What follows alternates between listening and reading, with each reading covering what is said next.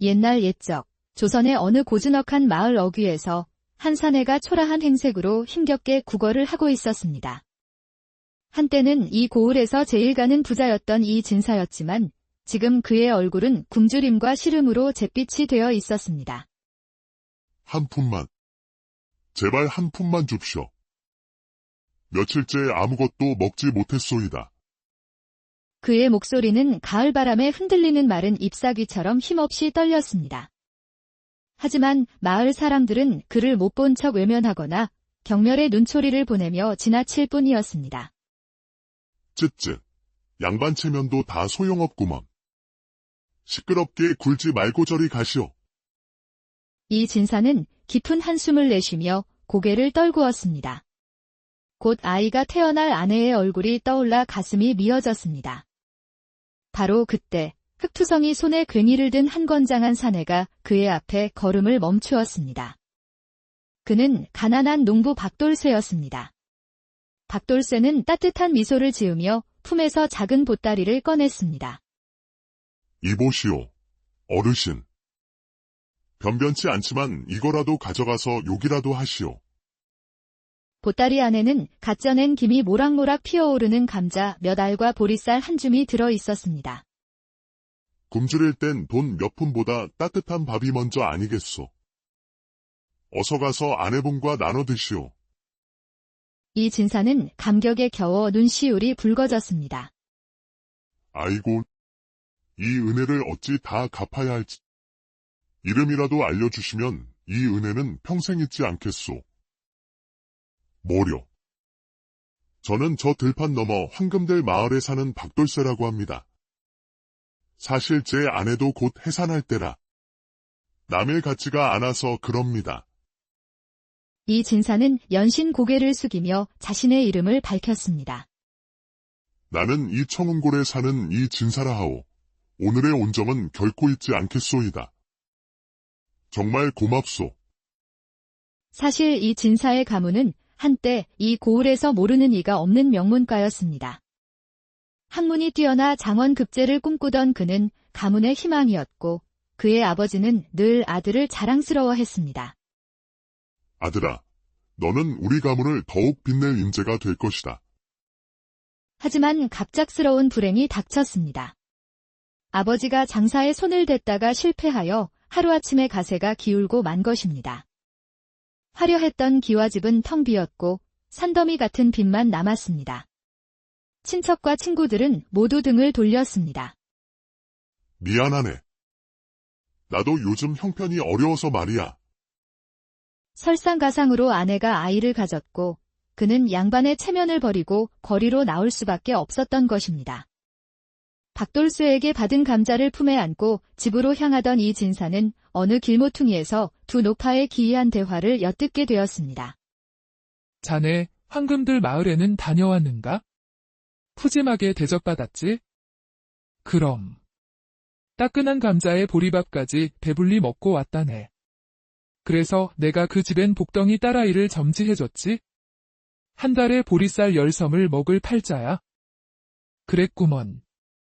나는 청운골 양반 마을에 다녀왔는데 문전박대를 당했다네. 그래서 그 집엔 하루 한 끼도 제대로 못 먹을 사내 아이를 점지했지? 두 노파는 바람처럼 호련히 사라졌고 이 진사는 그 자리에 얼어붙었습니다. 아이를 점지하다니. 설마 저분들이 삼신 할머니란 말인가? 불길한 예감에 휩싸인 그는 서둘러 집으로 달려갔습니다. 대문을 열자 아내가 환한 미소로 그를 맞았습니다. 여보, 드디어 아들이 태어났어요. 삼신께서 우리에게 귀한 아들을 내려주셨어요. 그 말에 이 진사는 그 자리에 털썩 주저앉고 말았습니다. 노파의 말이 사실이라면? 내 아들이 평생 굶주릴 팔자란 말인가? 절망에 빠져있던 그의 뇌리에 노파의 다른 말이 스쳐 지나갔습니다. 맞아. 황금들 마을에는 부유하게 살 딸아이를 점지했다고 했지. 그의 눈이 번뜩였습니다. 그래. 그 아이와 내 아들을 혼인시키면 내 아들의 기구한 팔자를 바꿀 수 있을지도 몰라. 이 진사는 아들이 태어난 기쁨도 잊은 채 곧장 황금들 마을의 박돌쇠 집으로 달려갔습니다. 그가 문을 두드리자 박돌쇠가 놀란 얼굴로 문을 열었습니다. 아니, 이 진사 어르신. 여긴 어인일로. 실은 우리 집에도 방금 아들이 태어났소. 다 자네 덕분에 아내가 무사히 해산했지? 그래서 말인데, 우리 아이들끼리 혼인을 맺는 게 어떻겠소? 박돌쇠는 귀를 의심했습니다.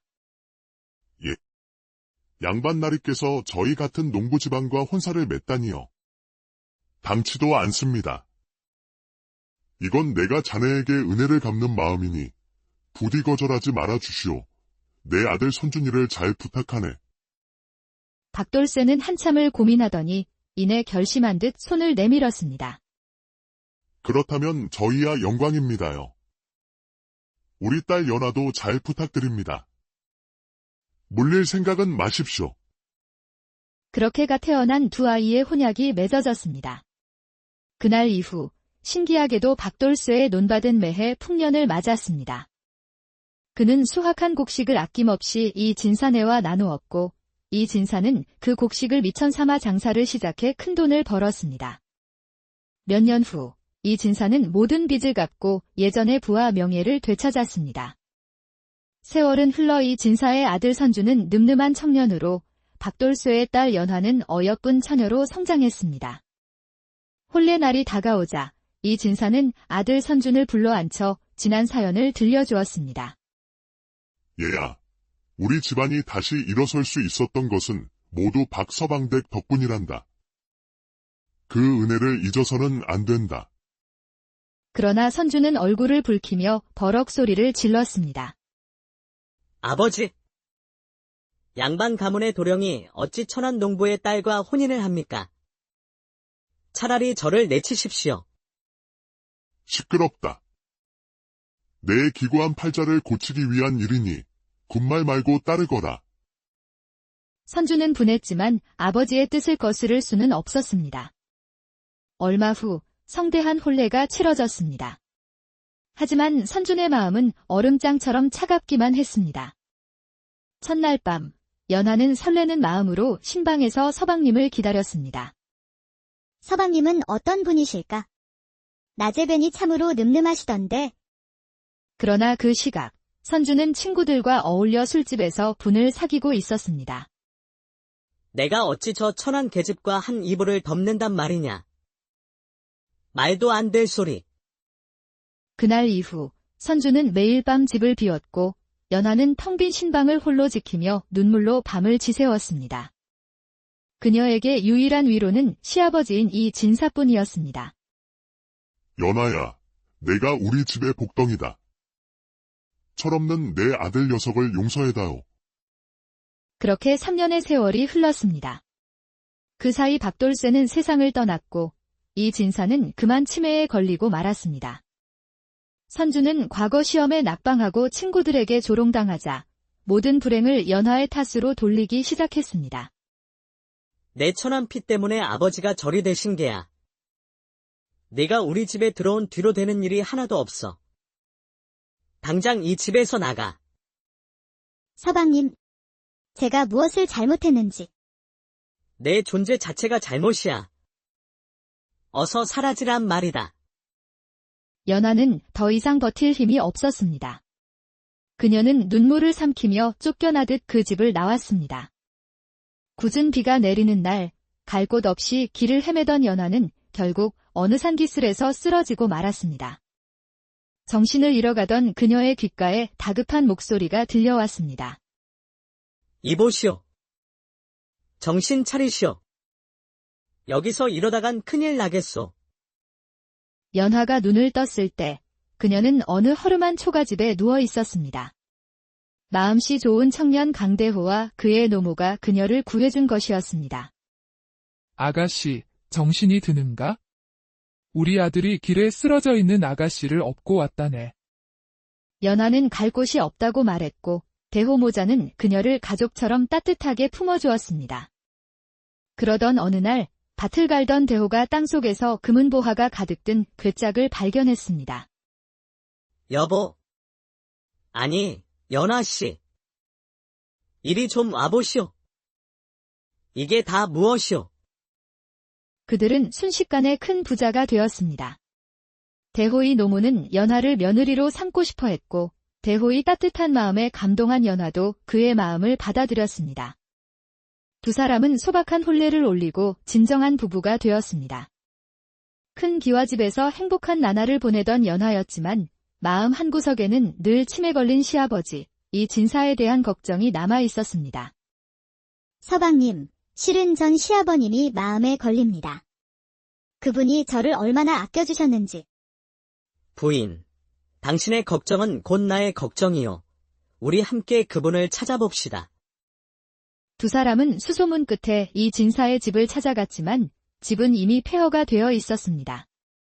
지나가던 행인에게 물으니 아들 선준이 노름으로 가산을 탕진하고 아버지를 데리고 야반도주했다는 소식을 듣게 되었습니다.